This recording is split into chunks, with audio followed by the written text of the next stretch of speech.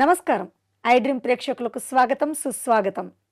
చాలామంది ఆడవాళ్ళు విగ్రహాన్ని తాకి పూజిస్తారు అని నేను చెప్పను. కానీ ఆడవాళ్ళు విగ్రహాన్ని తాకి పూజ చేయొచ్చా? చేస్తే ఏమవుతుంది? ఇలాంటి సందేహాలు నివృత్తిపరచడానికి మనతో పాటు ఉన్నారు ప్రముఖ జ్యోతిష్యులు మాడుగుల శివప్రసాద్ గారు మనతో పాటు ఉన్నారు. వారితో మాట్లాడదాం. నమస్కారం గురువుగారు. ఆశీర్వచనం తల్లి. గురువుగారు, ఇక ఆడవాళ్ళు ఖచ్చితంగా పూజ చేయకుండా అయితే ఉండరు. పూజలంటే వాళ్ళు ఎంత టైం కేటాయిస్తారు అనేది మనం చెప్పనక్కర్లేదు. ఎంత కాలాలు మారినా కూడా దేవుని భక్తి ఎప్పుడూ ఉంటుంది. మరి అలాంటి ఆడవాళ్ళు పూజ చేసేటప్పుడు విగ్రహాన్ని తాకొచ్చా? తాకితే ఏమవుతుంది? శ్రీ మహాగణాధిపతయే నమ. ఐం మహాసరస్వత్యే నమ. శ్రీ లలితాంబికాదేవియే నమ. అమ్మ, మీరు ప్రశ్న ఆడవాళ్ళు విగ్రహాన్ని తాకి పూజ చేయవచ్చా అన్నారు. ఎస్. ఏ విగ్రహాన్ని అనేటువంటిది ఉంటుంది ఇక్కడ. అయితే ఇంట్లో విగ్రహాలు ఎప్పుడూ కూడా అంగుష్ఠమాత్రము అనే చెప్పారు. బొటనవేలు ఉండేటువంటి సైజులో మాత్రమే ఉండాలి అనేటువంటిది ప్రామాణికము ఉన్నది. అటువంటి విగ్రహాలను, ఇంట్లో ఉండేటువంటి విగ్రహాలను ఆడవాళ్ళు తాకి చేసుకోవచ్చును. ఎటువంటి నిషేధము లేదుగాక లేదు. అయితే చాలామంది గర్భగుడిలో ఉండేటువంటి లోపలికి వెళ్ళి మేము తాకుతాము, చేస్తాము అనేటువంటి మాటలు కూడా వస్తూ ఉన్నాయి. మీరు విగ్రహం తాకొచ్చా అంటే అదొక ప్రశ్న ఉత్పన్నం అవుతుంది ప్రతి వాళ్లకు కూడా. మరి లోపల ఉండేటువంటి విగ్రహాలు ఎలా?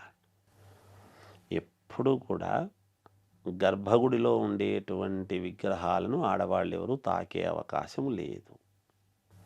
ఎప్పటికీ గర్భగుడిలోకే పోయే అవకాశమే లేదు.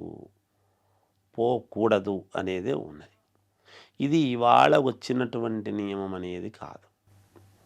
తరతరాల నుండి, పూర్వము నుండి, ఎప్పటి నుంచో కూడా మంచి అనుష్ఠాన పరులే అయినా కూడా ఇంట్లో ఆడవాళ్లకు కూడా వీటి యొక్క ప్రావీణ్యత ఉండినా వాళ్ళు పోయేవాళ్ళు కాదు, చేసేవాళ్ళు కాదు. ఎందుకంటే పోరాదు అనేటువంటి నియమాన్ని పాటించేవాళ్ళు. దేవాలయంలో చేసేటువంటి నివేదన కూడా ఇంట్లో ఆడవాళ్ళు చేసేవాళ్ళు కాదు, పురుషులే చేసుకొని నివేదన తీసుకువెళ్ళి చేసుకుని వచ్చేటువంటి సాంప్రదాయము ఉండింది. ఇంట్లో నివేదన చేసినప్పుడు ఆడవాళ్ళు చేసి పెట్టవచ్చును. దేవాలయంలో నివేదన అంటే ఎక్కువ శాతము పురుషులే చేసుకొని వెళతారు కాక. అందుకనే ఇవాళకి దేవాలయాల్లో పురుషులు వంటవాళ్ళు ఎక్కువగా ఉండి దేవుడికి నివేదన, ప్రసాదం అనేటువంటిది తయారు చేసి పెట్టేటువంటి దాఖలాలు ఉన్నాయి. ఇంట్లో చేసుకునేటువంటి పూజలకు ఆడవాళ్ళు లక్షణముగా తాకి అభిషేకము, నివేదన చేసుకొని చేసేటువంటి అవకాశము లక్షణంగా చేసుకోవచ్చును. ఎటువంటి ఇబ్బంది ఉండదుగాక ఉండదు. అయితే ఆడవాళ్ళు 3 రోజుల పాటు బయట అనేటువంటిది ఉన్నప్పుడు, ఇబ్బంది కలిగినప్పుడు ఆ విగ్రహాలను కానీ పటాలు కానీ తాకకుండా ఉండి 5వ రోజు తలస్నానమైన తర్వాత తాకడం అనేటువంటిది పద్ధతి. ఎందుకు? మనము దైవత్వము అనేటువంటిది ఆ మూర్తిలో ఉంది అని కదా భావించి మనం పూజ చేస్తున్నాం. అవును.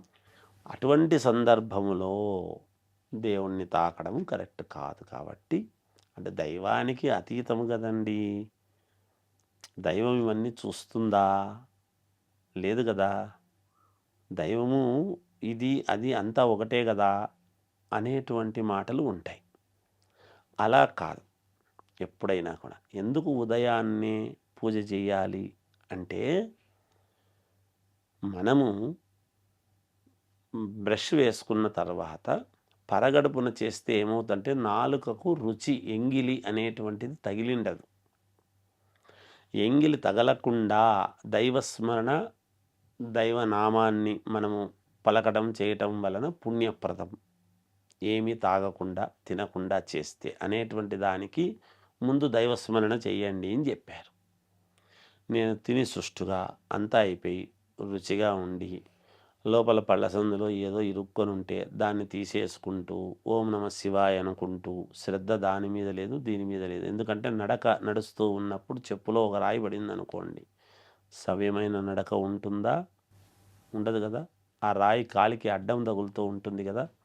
చెప్పులో పడినప్పుడు సరిగ్గా నడవలేం. ఎందుకు అలా కుంటుతున్నాం అంటే ఏదో రాయి ఇరుక్కుంది అని చెప్పేసి తీసేస్తాం. అలాగే మన దైవస్మరణ చేస్తున్నప్పుడు కూడా తిండి అనేటువంటిది తిన్న తర్వాత చేస్తే మంచిది కాదు అని చెప్పారు. అందువల్ల ఆడవాళ్ళు లక్షణంగా చేసుకోవచ్చమ్మా, ఎటువంటి ఇబ్బంది ఉండదు గాక. అంటే గురువుగారు మీరు ప్రారంభంలో అన్నారు, అన్ని రకాల విగ్రహాలు కాదు, విగ్రహాలని తాకి పూజ చేయొచ్చా అన్న సందర్భంలో మీరు చెప్పారు. మరి ఏవేవి తాకొచ్చంటారు? అందుకే అంగుష్ట మాత్రము కలిగినటువంటి విగ్రహాలు అంటే చిన్నవి ఉంటాయి. హ్మ్. పంచలోహాలు కానీ ఇవి ఉంటాయి చిన్నవి, చిన్న చిన్నవన్నీ రాగి విగ్రహాలు కానీ ఇట్లాంటివి ఉంటాయి. పంచలోహాలతో చేసి. పంచలోహాలవి కానీ రాగివి కానీ ఉంటాయి. ఇంట్లో ఎక్కువ సామాన్యముగా అవే ఉంటాయి. స్ఫటిక రాతి అట్లాంటివి గూడా వస్తున్నాయి ఉండొచ్చును, గదా గురువుగారు. స్ఫటికంవి కూడా ఉండవచ్చును, ఏం పర్వాలేదు. స్ఫటికం అంటే మీకేముంటుంది, స్ఫటికము విగ్రహాలు ఉండవుగా. స్ఫటికంవి శివుడి శివలింగం ఉంటుంది అంతే, అంతేగాని వేరే ఏమి తాకొచ్చంటారా? ఉండవు. చేసుకోవచ్చు లక్షణంగా. ఇంట్లో ఉండేటువంటి అంగుష్టం మాత్రం ఉండేటువంటి పరమేశ్వరుడికి చేసుకోవచ్చు. అదే చా అంగుష్టం మాత్రమే కాబట్టి. తప్పకుండా గురువుగారు. చాలా చక్కగా సమాధానం ఇచ్చారు. ధన్యవాదాలండి. జయోస్తు.